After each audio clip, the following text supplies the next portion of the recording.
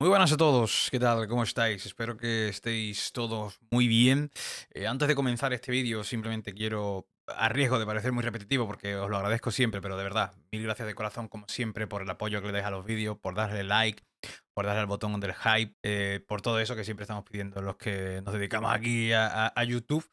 Pero mil gracias de corazón, porque es lo que realmente hace que bueno, que este proyecto pueda llegar a más gente. También mil gracias, obviamente a todos los miembros del canal, porque sin ellos la verdad que sería absolutamente imposible mantener este proyecto, así que muchas gracias de corazón.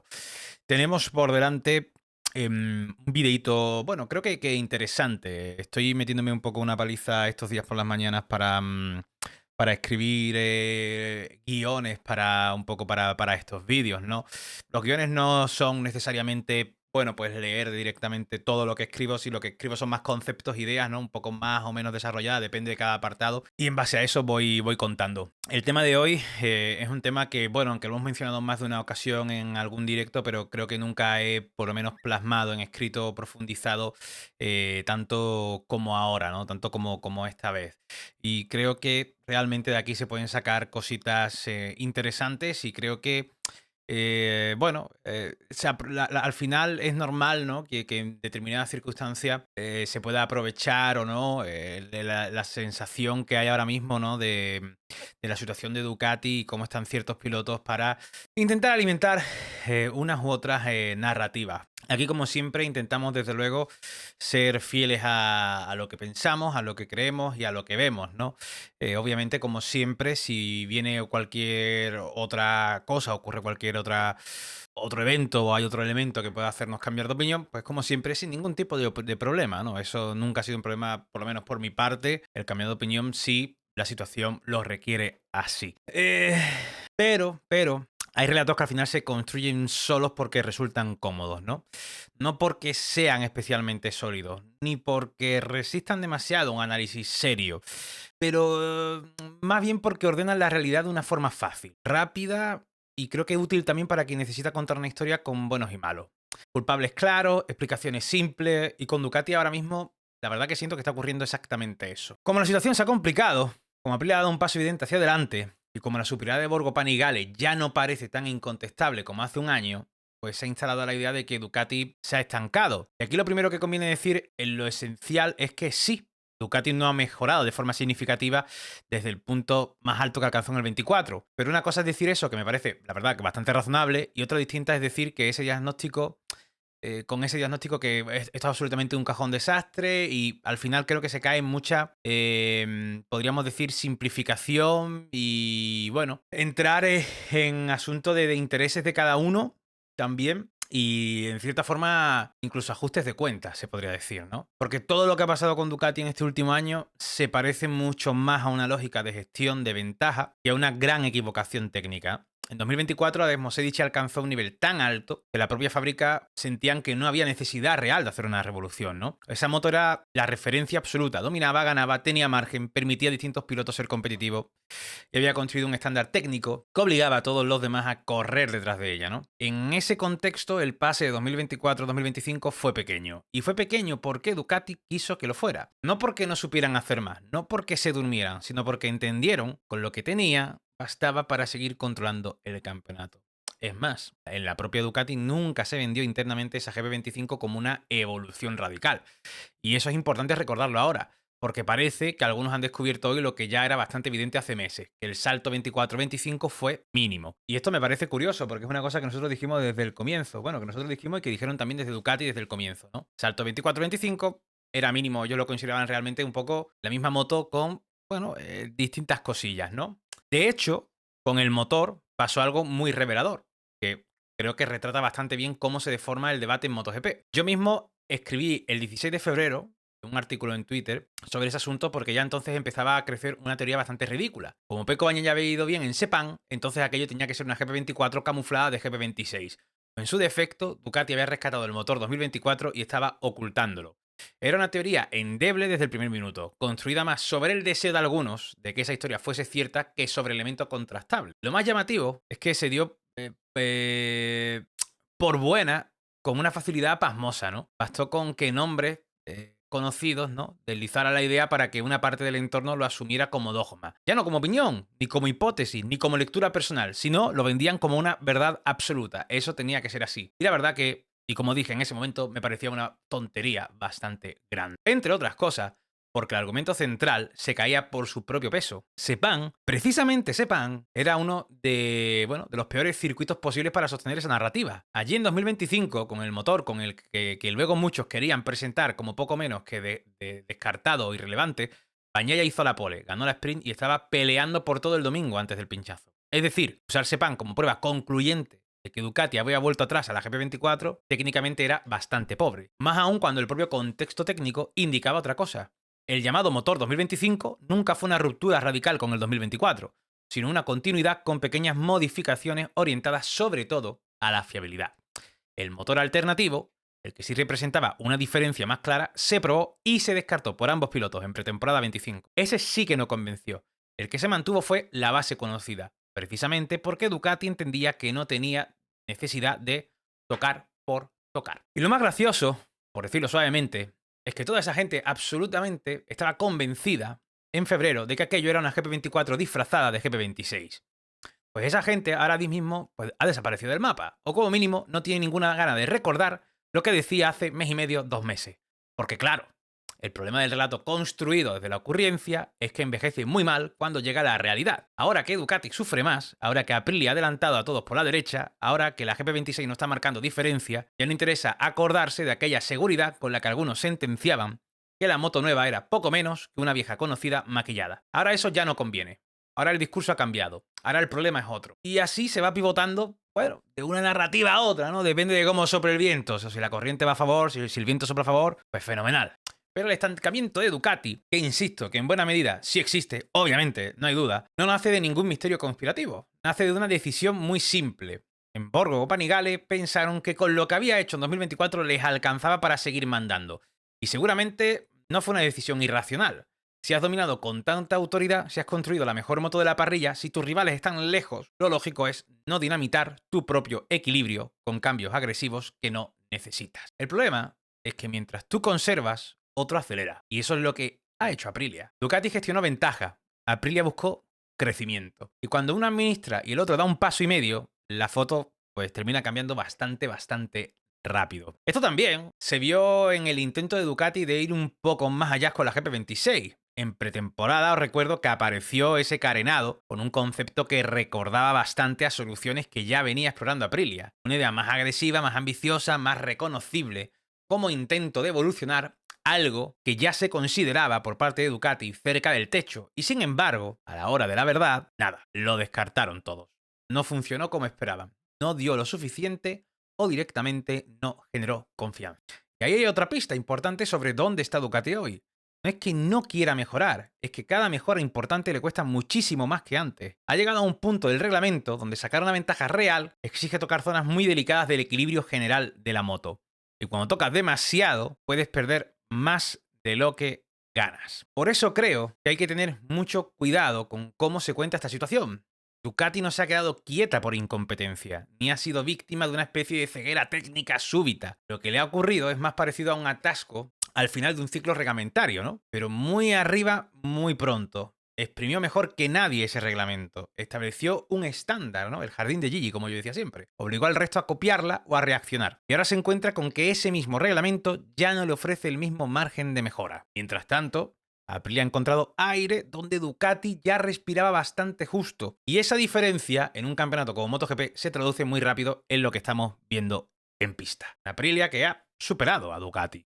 Otra cosa distinta, y aquí es donde empieza el juego de manos bastante poco serio de algunos, es, en mi opinión, usar ese estancamiento técnico para repartir méritos y culpas según convenga. Porque esa película también la hemos visto muchas veces. Si algo sale bien en Ducati, si un cambio funciona, si una evolución gusta, si una mejora da resultado, entonces el mérito recae en Pecco Bagnaia, ¿no? Eso es lo que se vende, ¿no? Pero si algo sale mal, si la situación se complica, si la GP26 ya no es esa referencia total, entonces desastre, obviamente, recae en Marc Márquez y Gigi Dall'Igna, que es patético, ¿no? Para estas personas. Entonces resulta que todo se ha torcido porque ha llegado Marc, porque su estilo no encaja, porque la fábrica ha mirado hacia él, porque ha contaminado el desarrollo, o porque cualquier excusa similar viene bien para sostener la narrativa del momento. Eso, además de poco serio, está fundamentado en nada. Está fundamentado absolutamente en nada. Y digo en nada porque nunca se aporta una base real. No se explica con datos.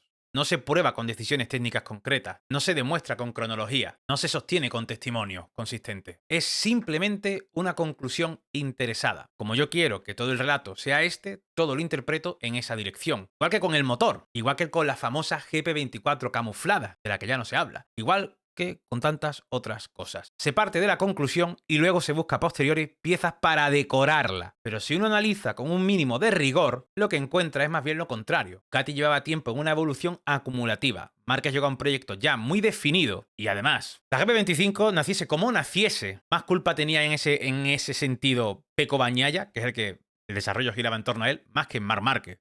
Algo además dicho y asumido por la gente de Ducati, incluso por Pecco.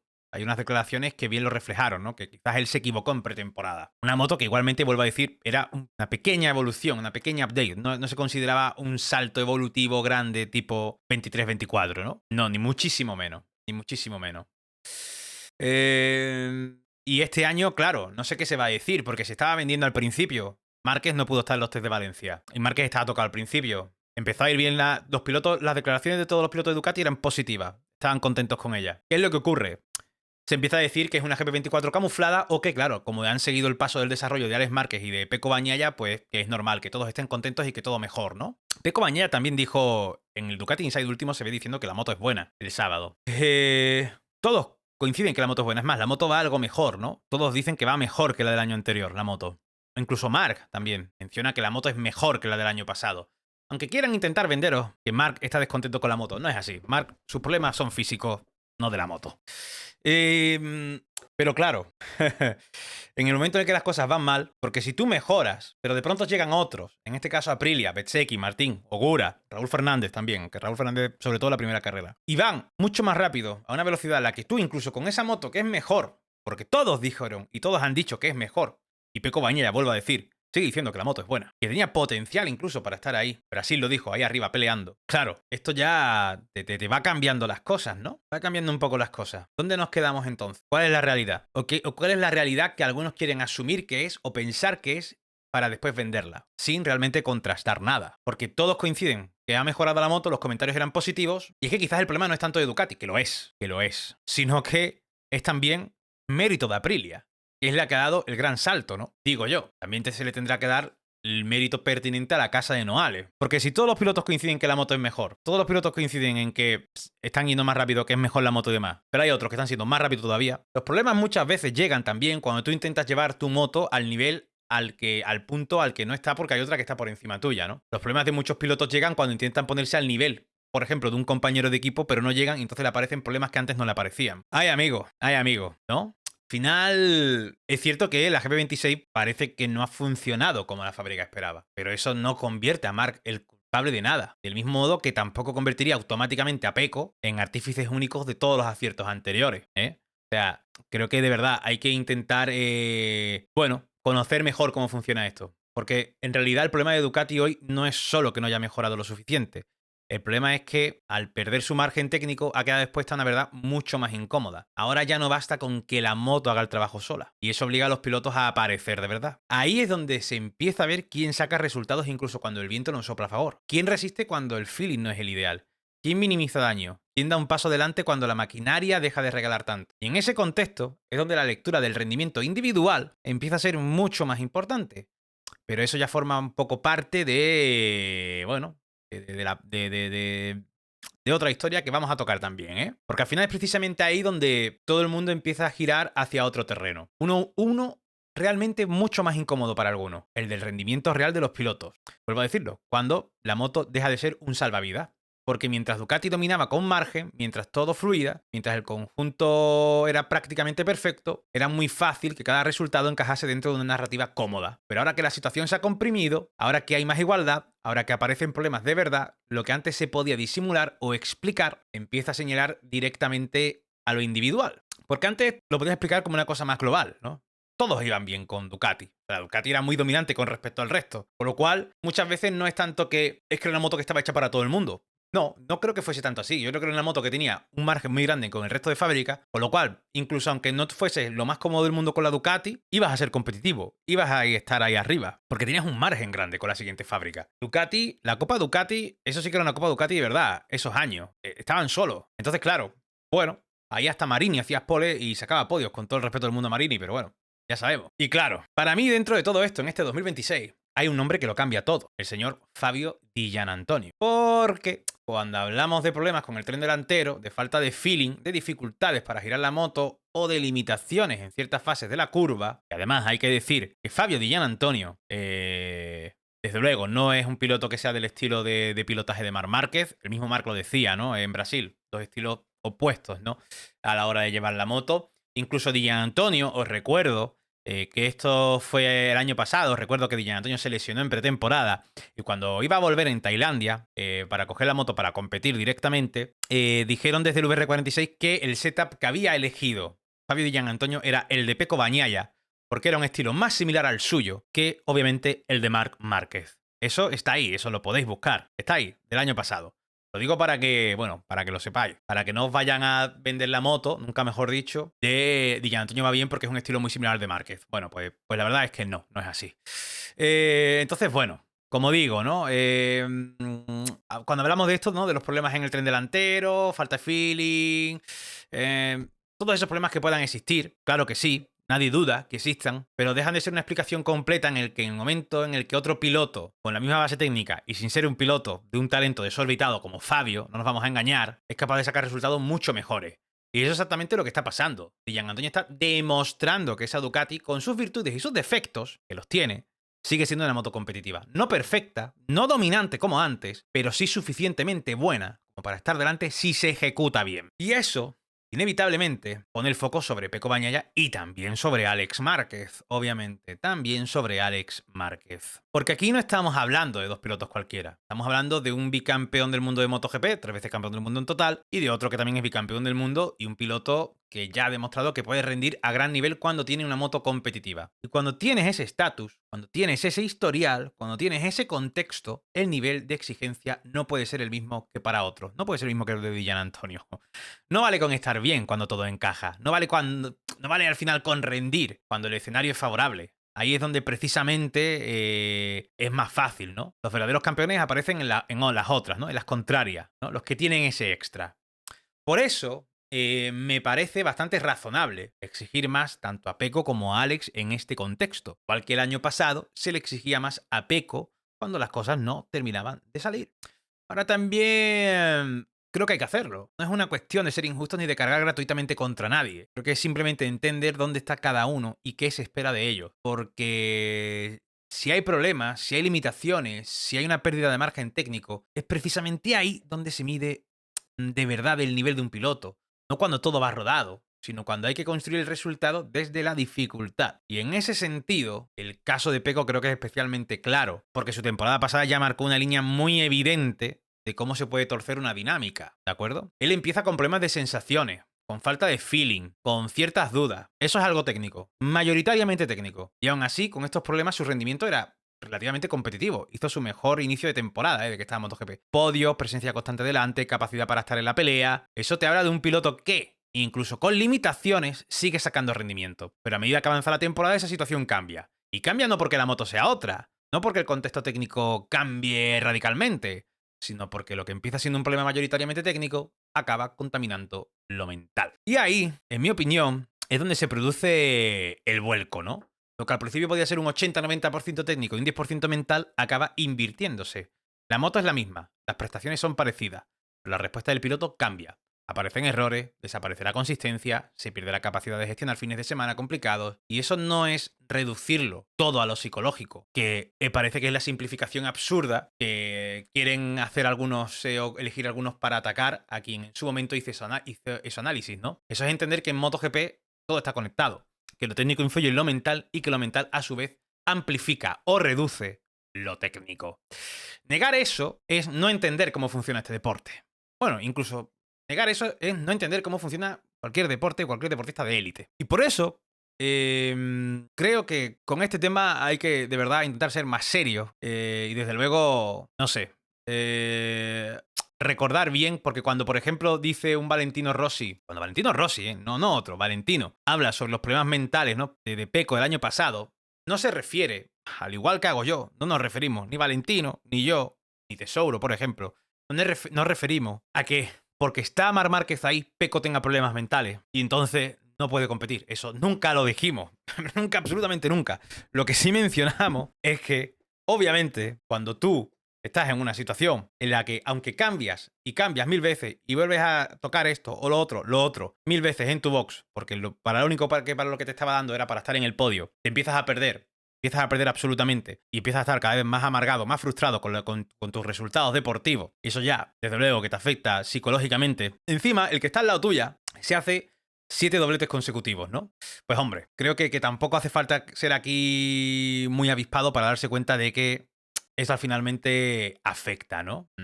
Vuelvo a decir, lo que se ha dicho y lo que sigo defendiendo es que los problemas nacen de lo técnico, que es lo que dije el año pasado, y evolucionan hacia lo mental cuando no se corrigen a tiempo. Y eso es exactamente lo que vimos en Bagnaia. Estoy absolutamente convencido. Yo, Valentino, Agostini y cualquiera que esté ahí en el paddock que le pregunte. No es una cuestión de opinión, es una cuestión de observar cómo cambian los patrones de rendimiento dentro de una misma temporada. Y nadie decía que Pecco se hubiese olvidado de pilotar. Lo que está claro es que, bueno, incluso este año sigue dando un poco vibes 2025, ¿eh? Porque si lo trasladamos al presente, la situación tiene paralelismos bastante evidentes. Al final, Pecco, que estamos viendo ahora, no está apareciendo cuando más falta hace. Vemos a un Alex Márquez que tampoco está dando ese paso adelante en un contexto donde debería hacerlo. Pero aún así, incluso estando mal, Alex Márquez sigue estando por delante en la clasificación de Pecco, ¿eh? Y al mismo tiempo, vemos a un Di Giannantonio que sin el cartel, sin el palmarés, sin el estatus, está siendo capaz de hacer exactamente eso. Sacar rendimiento en condiciones que no son ideales. Y eso, por mucho que se quiera relativizar, es una diferencia absolutamente importante. Oye, y chapó por Di Giannantonio, me alegro mucho por él. Absolutamente, chapó, fenomenal. Ojalá se mantenga así toda la temporada. Luego, no sé, esto puede que me esté quedando muy largo, pero bueno. Luego está el ruido alrededor. El de los datos, por ejemplo. Esa idea recurrente de que Alex Márquez rindió porque tenía acceso a los datos de otro. Como si MotoGP funcionase como un videojuego, donde copias un setup y automáticamente eres competitivo. Eso, sinceramente, es no tener ni idea de cómo funciona un equipo de MotoGP. La verdad. Cualquiera que haya hablado con un ingeniero de datos, con un telemétrico, que aquí en el canal lo hemos hecho con el de Luca Marini en Honda, pues sabe perfectamente. Además, le preguntamos sobre este tema, no recuerdo en cuál de las charlas que tuvimos con él en el canal fue. Le preguntamos precisamente por esto, por el tema de los datos, de coger los datos de otro piloto y demás. Y bueno, como él nos explicó, cualquiera que está ahí sabe perfectamente que la información es solo una herramienta, no es una solución. Los datos te orientan, te ayudan, te dan referencias, pero luego hay que interpretar, hay que adaptar, hay que sentir, hay que ejecutar. Y eso es absolutamente individual. Y cada piloto, encima, es un mundo absolutamente. Reducir el rendimiento de un piloto a tenía los datos de X es una simplificación tan pobre. Es que el decir, Alex Márquez rendía muy bien porque tenía los datos de Pecco Bagnaia. Pues eso para mí es una simplificación tan pobre como la del motor o la de la GP24 camuflada. Es, otra vez, construir una explicación fácil para no entender en el fondo lo que está ocurriendo, ¿no? Y el fondo de la cuestión ahora mismo es bastante claro. Ducati ya no tiene el colchón que tenía y eso está obligando a todos sus pilotos a exponerse más. Recordando además que hay un Marc Márquez que está tocado del hombro y tenemos que esperar aún a ver hasta dónde llega ese 100% de Marc cuando llegue. Es que ese, vuelvo a decirlo, es otro tema. Obviamente, Tardozzi decía, no podemos estar atados, ¿no?, al talento, ¿no?, de Marc, ¿no? No nos puede salvar siempre el talento de Marc y ya está. Obviamente que no, eso no lo quiere ninguna fábrica, pero ahora mismo es lo que les queda. Ahora mismo lo que les queda posiblemente sea ese, para la posibilidad de poder luchar este campeonato. Viendo cómo está el resto de pilotos Ducati, que aún así, Di Giannantonio es el que mejor está. Y yo creo que eso, bueno, bien. O sea, creo que es incluso una de las cosas que puede darle cierta esperanza a Ducati y decir, bueno, cuando se recupere Marc, hombre, no va, por detrás de Di Giannantonio no estará, ¿no?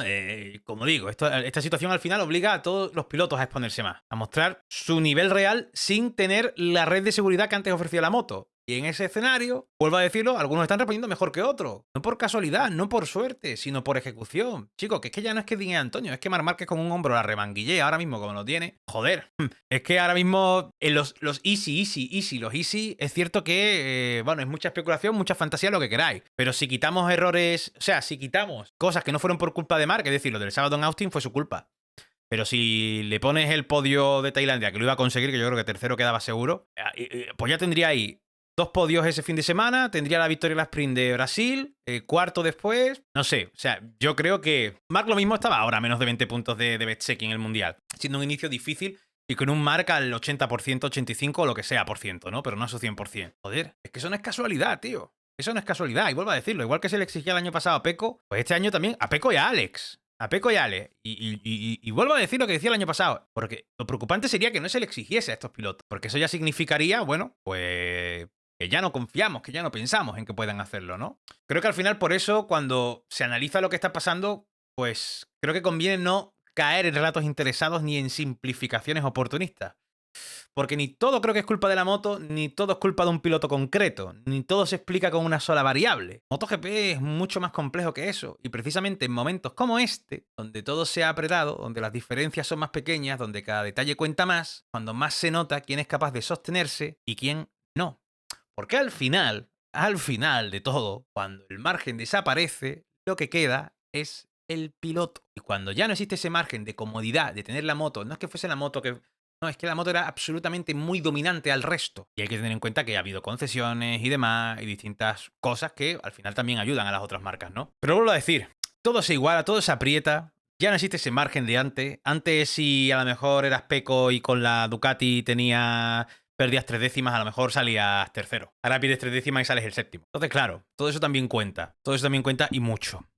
Así que, en fin, me estoy enrollando muchísimo. Creo que ya llevo una media hora más o menos. Así que creo que cortaré por aquí. Si habéis llegado hasta aquí al final, os lo agradezco muchísimo. Con toda esta retahíla aquí de pensamiento sobre este tema, sobre el problema de Ducati, que lo tienen, obviamente. Y además, la verdad que diversificado en varios temas tienen los problemas Ducati ahora mismo. Pero bueno, espero que os haya gustado el vídeo. No sé lo que opinaréis vosotros, me apetece mucho leeros en comentarios. Además, está ahora la función de poder responder por audio y me comprometo a que, bueno, no a todos los comentarios, pero si ponéis comentarios que sean relativamente interesantes sobre esto, me comprometo a responderos con audio a esos comentarios. Así que mil gracias a todos de corazón y nos vemos en el siguiente vídeo, que además ya os digo que me estoy metiendo por las mañanas una currada y de escribir sobre distintos temas, y en estos días, si no hay temas para hacer directo, porque los directos se sustentan si tenemos sobre todo temas, ¿no? Pues posiblemente haga vídeos de distintas cosas. Quiero hacer uno sobre Jorge Martín, sobre Aprilia en sí, Pedro Acosta y demás, ¿no? Así que bueno, mil gracias a todos de corazón. Ojalá explote el mercado de fichajes, como digo siempre, para tener salseíto aquí del bueno. Pero hasta entonces, nos vemos la siguiente. Un abrazo a todos de verdad. Recuerda darle al like, suscribirte si no estás suscrito y darle al botón del hype. Un abrazo, familia. Chao.